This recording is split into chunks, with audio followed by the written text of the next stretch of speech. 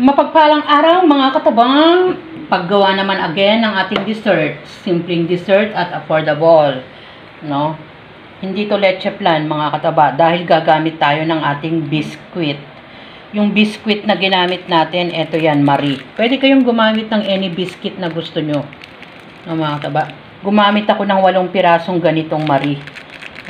I-check nyo na lang kung gaano karami ang gagamitin nyo. Sabi ko nga, pero pwede kayong gumamit any na klase ng biscuit. Ayan, nilagay ko na yung biscuit dyan at ito ang ating ibang ingredients. Meron tayong vanilla,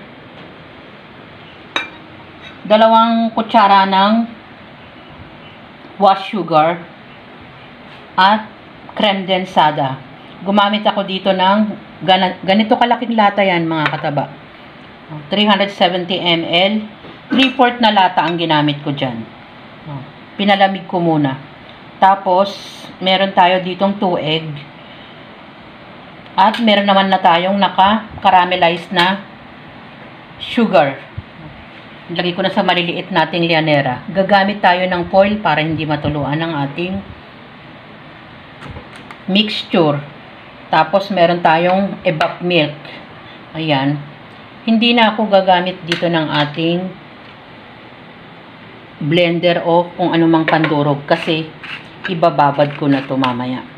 Ilagay na natin ang ating, saka natin dudurugin ang ating, matutunaw na kasi ito at sasalain natin bago natin ilagay sa lanera.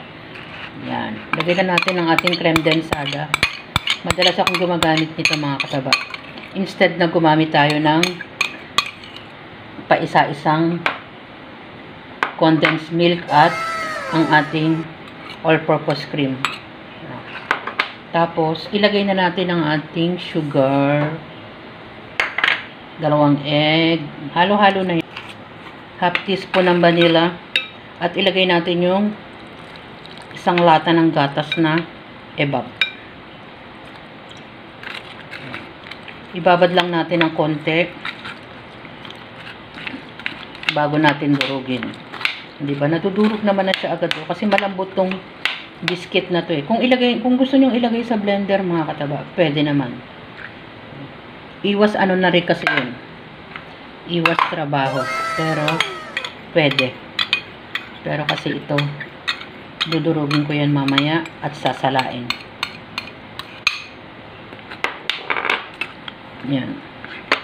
Balikan niyo ako pag yung ating natunaw na at sasalain na. Yan, nadurog na natin ang ating biscuit at naibabad na natin kaya mas madaling durugin. Malutong kasi yung biscuit na yun mga kataba, yung Marie. Kaya mas madali. Kumuha tayo ng ating mixture. Mga kulang-kulang 1/2 cup. Salain natin. Ayan. At ayan. Para masala natin ang ating tinapay. So, ayan. Maglagay tayo sa isang lianera mga kataba, mga 3/4. Ayan. Balikan nyo ako pag nalagyan ko na. Ganun lang ang gagawin natin. Nilalagyan na natin ang ating foil para hindi matuluan. At meron na akong nakahandang ano doon, mainit na tubig. Salang natin mga 30 to 40 minutes. Bantay-bantayan natin. Pwede naman mga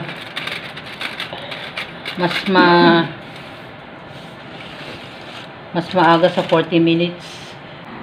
After 35 minutes mga kataba, na-firm na siya. Ayan, tinanggal ko na yung ating foil. Tignan natin. Wala na siyang dumidikit. Ibig sabihin, luto na yan. Ayan. Palamigin lang natin bago natin tanggalin sa ating lianera. Gumawa naman tayo ng easy dessert mga kataba.